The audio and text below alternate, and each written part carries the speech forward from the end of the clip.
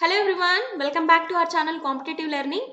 మనందరికీ తెలుసు, ఏ ఎగ్జామ్ అయినా సరే, అది స్టేట్ గవర్నమెంట్ ఎగ్జామే కానీ సెంట్రల్ గవర్నమెంట్ ఎగ్జామ్ కానీ కరెంట్ అఫైర్స్ లేకుండా క్వశ్చన్ పేపర్ని మనం ఊహించలేం. సో అంత ఇంపార్టెంట్ ఉన్న సబ్జెక్ట్ ఏంటి అని అంటే అది కరెంట్ అఫైర్స్ అని చెప్పొచ్చు.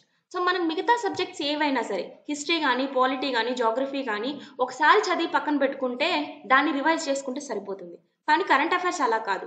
ఎవ్రీడే అప్డేట్ అనేది ఉండాలి. అది local, national and international news అనేది ఎవ్రీడే అప్డేట్ చేసుకుంటేనే మనం కరెంట్ అఫైర్స్లో ఎక్కువ స్కోర్ సాధించగలం. అండ్ ఒక ఆస్పిరెంట్ న్యూస్ పేపర్ చదవాలంటే ఆయనకి ఆన్ అన్ యావరేజ్ అరగంట నుంచి 40 మినిట్స్ అనేది టైం పడుతుంది.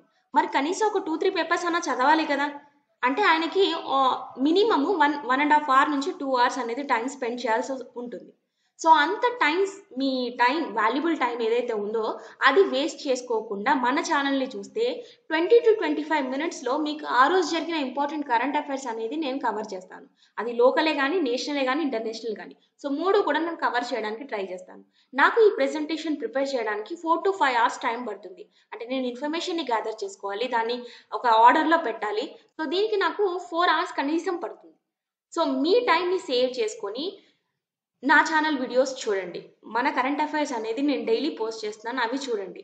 ఈ వీడియోస్కి చాలా తక్కువ వ్యూస్ వస్తున్నాయి. నాకు తెలుసు, ఇలాంటి ఛానల్స్కి, ఇలాంటి వీడియోస్కి తక్కువ వ్యూస్ వస్తాయి. అయినా కూడా నేను వీడియోస్ చేస్తాను. ఎందుకంటే నా వీడియోస్ ద్వారా ఏ ఒక్కరికి ప్లస్ అయినా కూడా అది నాకు హ్యాపీయే. నాకు రివైజింగ్గా ఉంటుంది. సో నేను మీకు చెప్తుంటే మీలో ఏ ఒక్కరిద్దరు కూడా ఇది యూటిలైజ్ చేసుకున్నా కూడా నేను హ్యాపీయే. సో కాబట్టి మనం ఈరోజు కరెంట్ అఫైర్స్ ఏదైతే ఉందో, 4th డిసెంబర్ కరెంట్ అఫైర్స్ ఏదైతే ఉందో అది మనం ఈరోజు చూద్దాము. వీడియో నచ్చితే డెఫినెట్గా లైక్ చేయండి. ఇంకా ఎవరైతే సబ్స్క్రైబ్ చేయలేదో సబ్స్క్రైబ్ చేయండి. మీ ఫ్రెండ్స్కి షేర్ చేయండి. ఎవరైతే ప్రిపేర్ అవుతున్నారో వాళ్ళకి షేర్ చేయండి. మీకు ఈ వీడియో చూసే టైం లేకపోయినా సరే హెడ్సెట్ పెట్టుకొని విన్నా కూడా మీకు 1-2 బిట్స్ ఖచ్చితంగా మీరు వద్దనుకున్నా కూడా మీ బ్రెయిన్లోకి వెళ్ళిపోతాయి. సో ఓకే, చాలా క్లాస్ ఎక్కువ అయిపోయింది ఈరోజు. మనం ఈరోజు కరెంట్ అఫైర్స్ అయిన 4th డిసెంబర్ కరెంట్ అఫైర్స్ అనేది చూద్దాము. సో ఈ రోజు ఇంపార్టెంట్ డే ఏంటి అని అంటే, ఈ రోజు Indian navy day. 4th December Indian navy డేగా సెలబ్రేట్ చేసుకుంటాము. సో ఈ డేని ఎందుకు సెలబ్రేట్ చేసుకుంటాము అంటే 1971లో మనకి ఇండియా అండ్ పాకిస్తాన్ వార్ జరిగింది. అది మనందరికీ తెలుసు.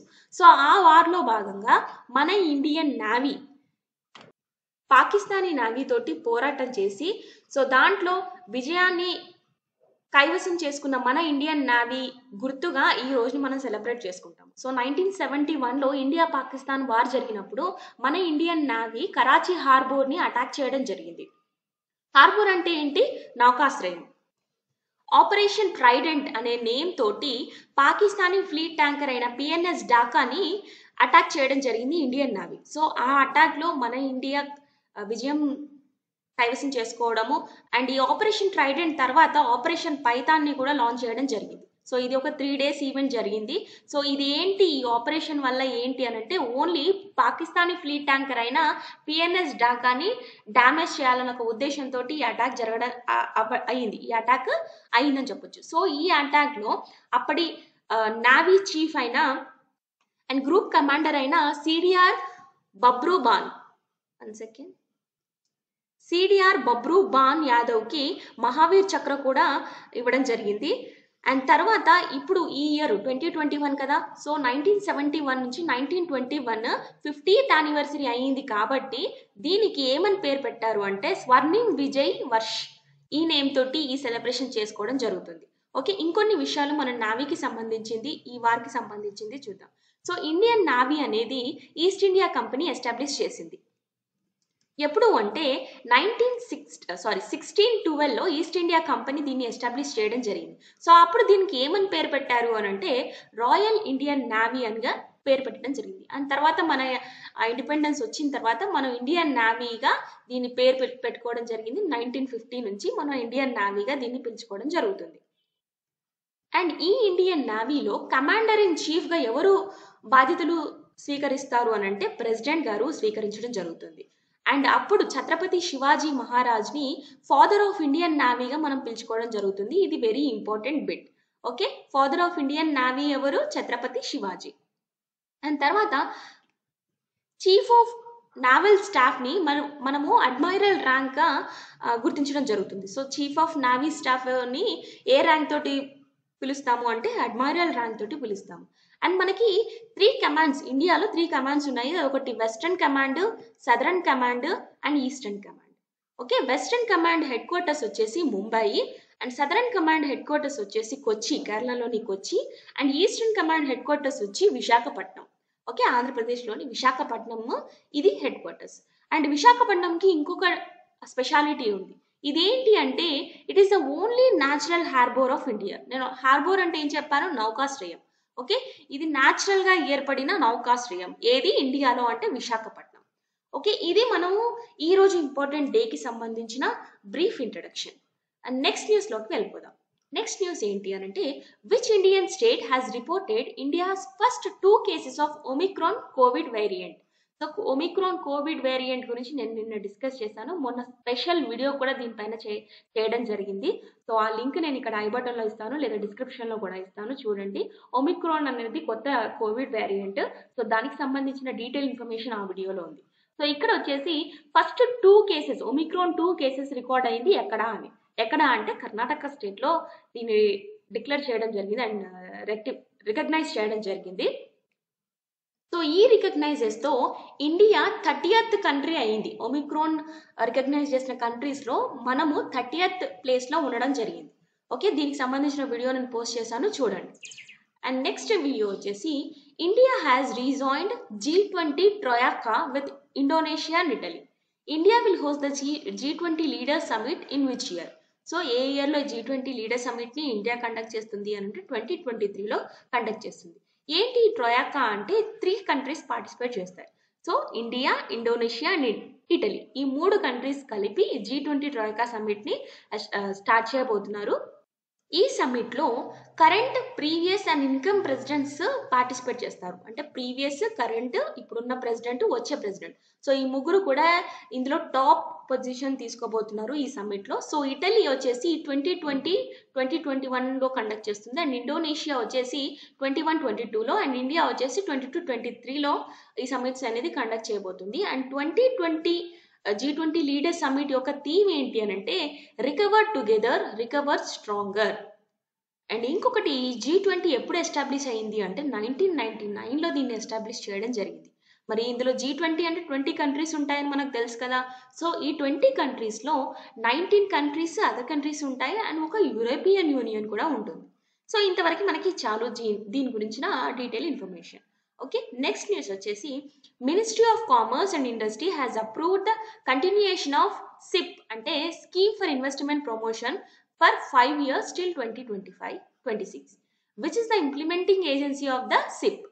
సో ఇక్కడ ministry of commerce and industry minister ఎవరు, పీయూష్ గోయల్ గారు. సో ఆయన ఈ సిప్, స్కీమ్ ఫర్ ఇన్వెస్ట్మెంట్ ప్రమోషన్ని ఇంకొక 5 years ఎక్స్టెండ్ చేయడం జరిగింది. ఎప్పటి వరకు 2025 and 2026 వరకు ఎక్స్టెండ్ చేయడం జరిగింది. మరి ఏంటి ఈ SIP, scheme for investment promotion ఏంటి అంటే ఇది ఒక సెంట్రల్ స్కీమ్. 2008 నుంచి కూడా ఇది స్టార్ట్ అవ్వడం జరిగింది. ఇది ఏం చేస్తుంది అని అంటే ఫారెన్ డైరెక్ట్ ఇన్వెస్ట్మెంట్ని ప్రమోట్ చేస్తుంది. సో ఫారెన్ డైరెక్ట్ ఇన్వెస్ట్మెంట్ని ఇంక్రీజ్ చేయడానికి ఇది బాధ్యత తీసుకుంటుంది. మరి ఈ ఏజెన్సీ, ఇది స్కీమ్ ఫర్ ఇన్వెస్ట్మెంట్ ప్రమోషన్ అనేది ఏ ఏజెన్సీ కింద పనిచేస్తుంది అనేది క్వశ్చన్. ఏ ఏజెన్సీ కింద పనిచేస్తుంది? Department for promotion of industry and internal trade. ఈ డిపార్ట్మెంట్ కింద ఈ SIP, scheme for investment promotion అనేది పనిచేస్తుంది. ఓకే, నెక్స్ట్ న్యూస్ వచ్చేసి India's largest solar and battery project has been backed by which company? ఏ company అంటే టాటా పవర్ కంపెనీ. ఇది India యొక్క లార్జెస్ట్ యూటిలిటీ స్కేల్ అన్నమాట. అంటే ఇక్కడ లార్జెస్ట్ స్కేల్ బెస్ అంటే ఏంటి అంటే బ్యాటరీ ఎనర్జీ స్టోరేజ్ సిస్టమ్. ఈ ప్రాజెక్ట్లో 100 MW వరకు సోలార్ ప్రాజెక్ట్ని ఇంక్రీజ్ చేయాలని ఒక ఎయిమ్ పెట్టుకోవడం జరిగింది. అండ్ దీనికి గాను 945 crores అప్రాక్సిమేట్గా కాస్ట్ అవబోతుంది. అండ్ 18 monthsలో దీన్ని కంప్లీట్ చేయాలి, ఈ ప్రాజెక్ట్ని కంప్లీట్ చేయాలన్న ఒక టార్గెట్ని కూడా పెట్టుకోవడం జరిగింది. ఎవరు? Tata power company. And next news వచ్చి which medal has Rajshree Sancheti won in the women's air rifle in the shooting national? So air rifle shooting నేషనల్లో జరిగిన షూటింగ్స్లో గోల్డ్ మెడల్, ఏ మెడల్ సంపాదించింది? గోల్డ్ మెడల్ సంపాదించడం జరిగింది. ఎవరు? రాజశ్రీ సంచేటి. ఇది 64th నేషనల్ షూటింగ్ ఛాంపియన్షిప్ అని చెప్పొచ్చు. అండ్ ఇది ఎక్కడ జరిగింది? ఈ నేషనల్ ఛాంపియన్ షూటింగ్షిప్ ఎక్కడ అంటే భోపాల్లో జరిగింది. నవంబర్ 30న జరిగింది. సరే, ఈమెకి గోల్డ్ మెడల్ వచ్చింది. రాజశ్రీ సంచెట్టికి గోల్డ్ మెడల్ వచ్చింది. మరి సిల్వర్ మెడల్ ఎవరికి వచ్చింది? జీనా కిట్టా, హిమాచల్ ప్రదేశ్ కి సంబంధించిన ప్లేయర్ జీనా కిటాకి ఈ సిల్వర్ మెడల్ రావడం జరిగింది. అండ్ నెక్స్ట్ న్యూస్ వచ్చి, who has been appointed as a chairman of India Tourism Development Corporation. So India tourism development corporation కి ఎవరు చైర్మన్ గా అపాయింట్ అవ్వడం జరిగింది? ఎవరు అనంటే Sambit Patra. Through appointments committee ద్వారా ఈయన్ని ఎలక్ట్ చేయడం జరిగింది. సో ఈ అపాయింట్మెంట్ కమిటీ ఏదైతే ఉందో అది ఇండియన్ టూరిజం డెవలప్మెంట్ కార్పొరేషన్ అంటే ITDC అని సింపుల్ గా అంటాము. సో ఇది చైర్మన్ అండ్ మేనేజింగ్ డైరెక్టర్ అనే 2 పోస్ట్ ని కూడా సపరేట్ చేయడం జరిగింది. అండ్ దీంట్లో చైర్మన్ గా సంబిత్ పత్రా గారు ఎలక్ట్ అవ్వడం జరిగింది. సో మనం ఇండియన్ టూరిజం డెవలప్మెంట్ కి సంబంధించి చిన్న ఇన్ఫర్మేషన్ చూద్దాం. సో ఇది 1966లో అక్టోబర్లో దీన్ని ఎస్టాబ్లిష్ చేయడం జరిగింది. అండ్ ఇది ఎందుకు అనంటే to develop, promote and expansion of tourism in the country. So కంట్రీలో టూరిజంని ఇంక్రీజ్ చేయాలన్న ఉద్దేశంతో దీన్ని ఎస్టాబ్లిష్ చేయడం జరిగింది ఈ కార్పొరేషన్ని. అండ్ ఇక్కడ మీకు ఒక క్వశ్చన్ ఇస్తాను, మీరు కమెంట్ బాక్స్లో చేయండి. సో మన టూరిజం మినిస్టర్ ఎవరు? ఇండియన్ టూరిజం మినిస్ట్రీ ఎవరికి ఇచ్చారు? సో వాళ్ళు మన హైదరాబాద్కి సంబంధించిన పర్సన్. నాకు కమెంట్ బాక్స్లో చెప్పండి ఆన్సర్. అండ్ నెక్స్ట్ న్యూస్ వచ్చి, which state has clinched the gold medal at the India International Trade Fair. So India international trade ఫెయిర్లో గోల్డ్ మెడల్ సంపాదించిన స్టేట్ ఏది అని అంటే అది బీహార్. అండ్ ఇది ఏ ఎడిషన్? 40th edition. IITF అంటే ఇండియన్ ఇంటర్నేషనల్ ట్రేడ్ ఫెయిర్ అనేది 40th ఎడిషన్. సో దీన్ని కండక్ట్ చేసింది ministry of commerce and industry, Piyush Goyal గారు. అండ్ ఈ ఈవెంట్ యొక్క థీమ్ ఏంటి అని అంటే Atmanirbhar Bharat and to promote vocal for local. Okay. And next news వచ్చి, who has been appointed as a first deputy managing director of IMF. IMF అంటే ఏంటి? International monetary fund. So దీనికి ఫస్ట్ డిప్యూటీ మేనేజింగ్ డైరెక్టర్గా ఎవరిని elect చేశారు అంటే గీతా గోపీనాథ్. ఈమె Indian American. ఈమెని ఫస్ట్ డిప్యూటీ మేనేజర్గా ఎలక్ట్ చేయడం జరిగింది. ఈమె ఫస్ట్ ఇండియన్. ఈ IMFలో ఈ డిప్యూటీ మేనేజర్ పోస్ట్ని దక్కించుకున్న ఫస్ట్ ఇండియన్ ఎవరు అనంటే గీతా గోపీనాథ్. అండ్ ఈ IMFలో ఫస్ట్ ఎవరు ఉంటారో మేనేజింగ్ డైరెక్టర్ ఉంటారు, అండ్ తర్వాత డిప్యూటీ మేనేజింగ్ డైరెక్టర్ ఉంటారు. సో ఇది చాలా హైయెస్ట్ పోస్ట్ అని చెప్పొచ్చు. అండ్ ఈమె 1971లో పుట్టడం జరిగింది కోల్కతాలో. Okay. First deputy manager for IMF ఎవరు? గీతా గోపీనాథ్. అండ్ IMFకి సంబంధించిన కొన్ని బిట్స్ చూద్దాం. So IMF international monetary fund ఇది ఎప్పుడు ఎస్టాబ్లిష్ అయింది? 1944లో ఎస్టాబ్లిష్ అవ్వడం జరిగింది. అండ్ హెడ్ క్వార్టర్స్ ఎక్కడ ఉంది? Washington DC. క్యాపిటల్ అయిన US క్యాపిటల్ వాషింగ్టన్ DCలో ఉంది. అండ్ ప్రజెంట్ చైర్ ఉమెన్ ఎవరు అంటే క్రిస్టలీనా జార్జివా. సో చైర్పర్సన్ అంటే MD చైర్ ఉమెన్ ఎవరు అనంటే Kristalina Georgieva. And deputy managing director ఎవరు అనంటే Gita Gopinath. And next news వచ్చి, the 9th edition of International Tourism Mart for the Northeast region was held in Nagaland capital అయిన కొహిమాలో international tourism mart start చేయడం జరిగింది. So 27th and 29th December వరకు కూడా ఈ event అయ్యింది. సో ఈ ఈవెంట్లో భాగంగా 16 ప్రాజెక్ట్స్ని నార్త్ ఈస్టర్న్ తరపున శాంక్షన్ చేయడం జరిగింది. సో ఏ స్కీమ్ ద్వారా ఈ 16 ప్రాజెక్ట్స్ని తీసుకొచ్చారు అంటే స్వదేశ్ దర్శన్ స్కీమ్ ద్వారా 16 ప్రాజెక్ట్స్ని నార్త్ ఈస్ట్లో శాంక్షన్ చేయడం జరిగింది ఆ ప్రాజెక్ట్స్ని. అండ్ నెక్స్ట్ న్యూస్ వచ్చేసి, which bank has launched India's first stand alone metal debit కార్డ్ని లాంచ్ చేసిన ఫస్ట్ బ్యాంక్ ఏది అంటే ఐడిఎఫ్సి ఫస్ట్ బ్యాంక్. అండ్ ఇది వీసా కార్డ్స్ తోటి పార్ట్నర్షిప్ చేసుకోవడం జరిగింది. అండ్ IDFC ఫస్ట్ బ్యాంక్ అనేది first private infinity and first ever stand alone metal debit కార్డ్ని కూడా ఇది లాంచ్ చేయడం జరిగింది. అండ్ నెక్స్ట్ న్యూస్ వచ్చేసి, as per report which country has topped in the production of plastic waste. Very important question అని చెప్పొచ్చు. So plastic వేస్ట్ని ఎక్కువగా produce చేస్తున్న కంట్రీ ఏది అని అంటే యాజ్ యూజువల్ USA. సో USAని ఎక్కువగా ప్లాస్టిక్ వేస్ట్ని ఇంక్రీజ్ చేయడం జరుగుతుంది. ఈ కంట్రీ 2016లో almost 42 million metric ton plastic వేస్ట్ని కూడా ప్రొడ్యూస్ చేయడం జరిగింది. అండ్ ఈ రిపోర్ట్కి ఒక టైటిల్ పెట్టడం కూడా జరిగింది. ఏంటంటే recording with US role in global ocean plastic waste. Okay. ఇది టైటిల్. అండ్ మనందరికీ తెలుసు ప్లాస్టిక్ ఎంత డేంజరస్. సో దాంట్లో ఎక్కువ ప్రొడక్షన్ చేసిన కంట్రీ ఏది అని అంటే యుఎస్ఏ. అండ్ నెక్స్ట్ వచ్చేసి which cyclone likely to hit Andhra Pradesh and Orissa. ఏ సైక్లోన్ ఆంధ్రప్రదేశ్ ఒరిస్సాని తాకపోతుంది అని అంటే దాని పేరు వచ్చేసి జవాద్. అండ్ ఈ నేమ్ పెట్టింది సౌదీ అరేబియా కంట్రీ పెట్టడం జరిగింది. ఇక్కడ మనం సైక్లోన్ కి సంబంధించి కొంచెం ఇన్ఫర్మేషన్ నేను చెప్పదలుచుకున్నాను. సైక్లోన్ అంటే ఏంటంటే హ్యూజ్ ఎయిర్ మాస్ ఏదైతే ఉందో అది లో అట్మాస్ఫిరిక్ ప్రెషర్కి, లో ప్రెషర్కి అట్రాక్ట్ అవుతూ ఉంటుంది. ఒక చిన్న ఎగ్జాంపుల్ చూపిస్తాను. ఫర్ ఎగ్జాంపుల్ ఇది ఎయిర్ మాస్ లేదా విన్స్ అనుకుందాం. సో విన్స్ ఎప్పుడు కూడా లో ప్రెషర్కి అట్రాక్ట్ అవుతూ ఉంటుంది. సో ఇవన్నీ కూడా ఇక్కడ అట్రాక్ట్ అవుతూ ఉన్నాయి. లో ప్రెషర్ అంటే అక్కడ ఏముంటుంది, హై టెంపరేచర్ ఉంటుంది.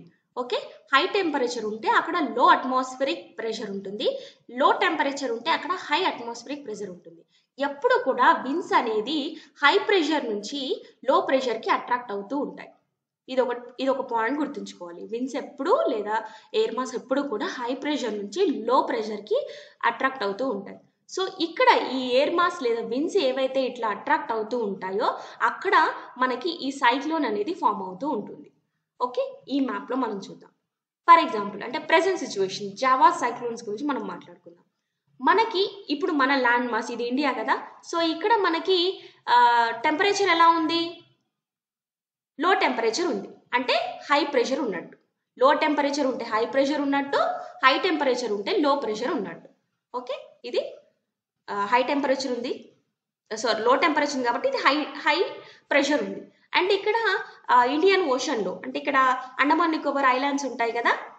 సో ఇక్కడ అరేబియన్ సీలో ఏముంటుంది, లో ప్రెషర్ ఉంటుంది. నేనేం చెప్పాను, winds always blow from high pressure to the low pressure. Okay, ఇట్లా బ్లిండ్ అవుతూ ఉంటాయి.